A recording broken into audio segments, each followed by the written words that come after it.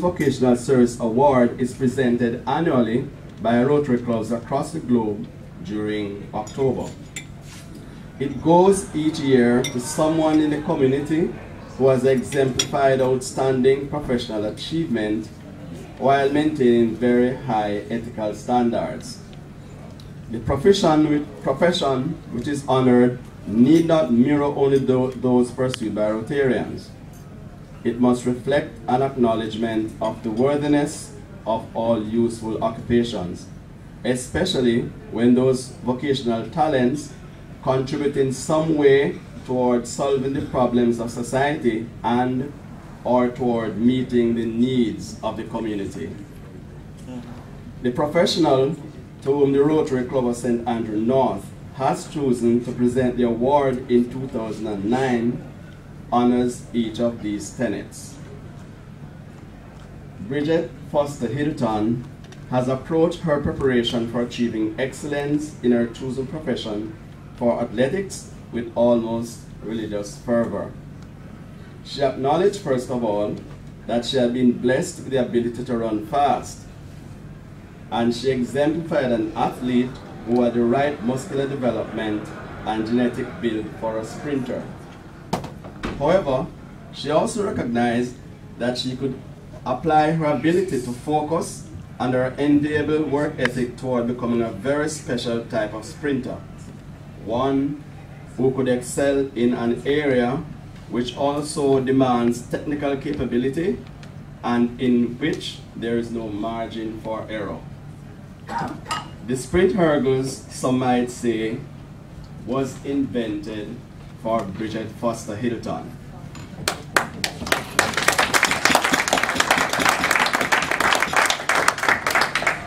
Bridget's very promising career in that segment of athletics began in St. Elizabeth Technical High School and eventually took her to Texas State University. But by mid-1990s, Brigitte began to undergo a series of knee surgeries which professionals of a lesser caliber might have used as an excuse to end their participation in a very taxing career. It did not stop Brigitte Foster-Hylton.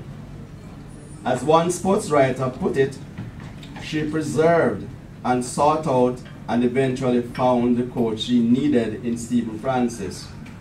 He became her mentor, her coach, her friend.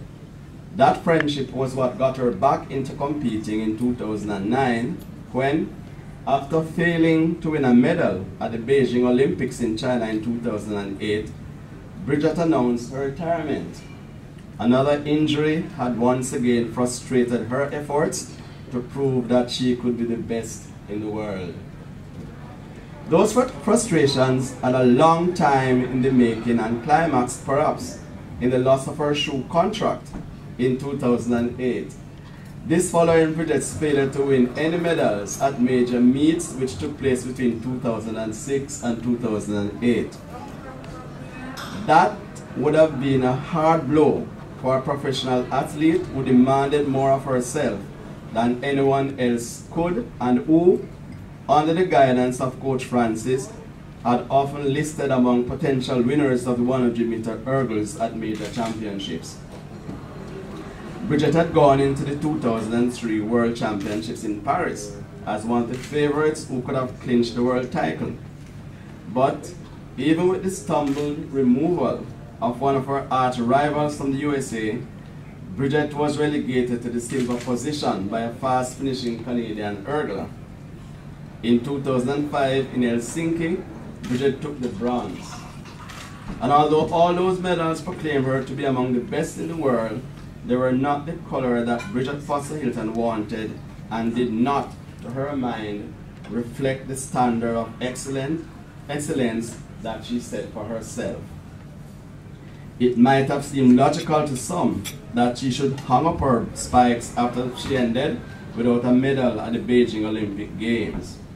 However, when she crossed the finish line 1 year later in Berlin, how her coach must have celebrated the fact that his charge had listened to him when he urged her to stay with the sport. Like the proverbial phoenix Rising from what appeared to be ashes, she received her big payday, payoff for honoring her vocation when she entered the 100-meter sprint hurdles in the 2009 World Championships in Berlin. She was not, on that occasion, considered a favorite. However, she was healthy, and the absence of pressure from a sometimes over-expectant media might have served her well as she moved through the rounds efficiently and confidently.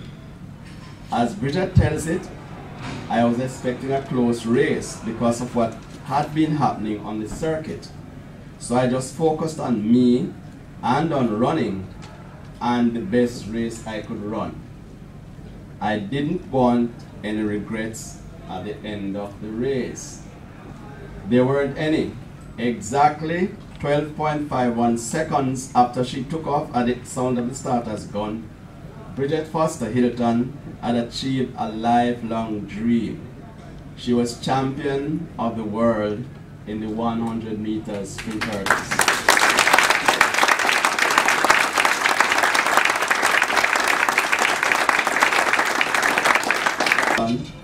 This is what she considers just reward for a lifetime of hard work, dedicated to ensuring that she performs at her true potential each time she steps on the track. When I go to compete, I do not see myself only as Brigitte Foster-Hylton, she says. I also recognize that I am representing my country and people, and that I must, therefore, be conscious that I need to represent them well, carrying myself with pride and dignity both on and off the field, she adds. In one review of the exploits of Jamaican athletes in 2009 IAAF World Athletic Championships in Berlin, Gleaner writer Leighton Levy focused almost exclusively on Brigitte Foster-Hylton, saying, in part, for all the hype that surrounds Bolt and his incredible accomplishments, Brigitte Foster-Hylton's story is perhaps the better one, the one that speaks more to the strength of human character as opposed to accomplishment. Brigitte has both.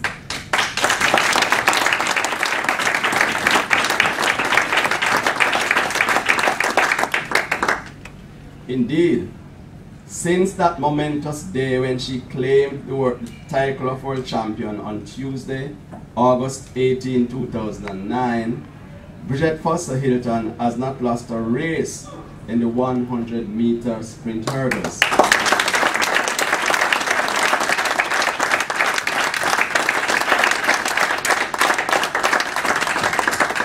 It is little wonder that in her tour of schools across Jamaica, the children find it difficult to let her leave within the scheduled times.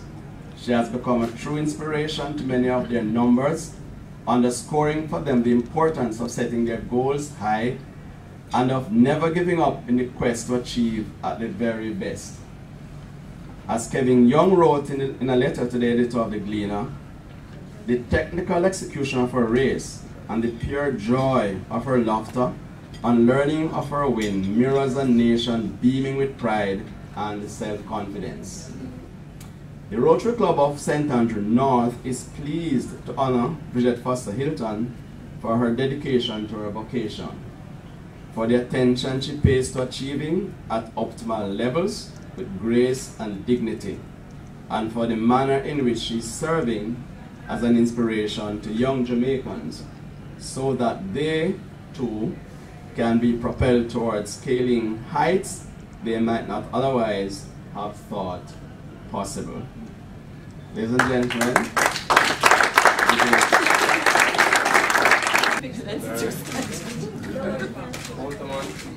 hold it.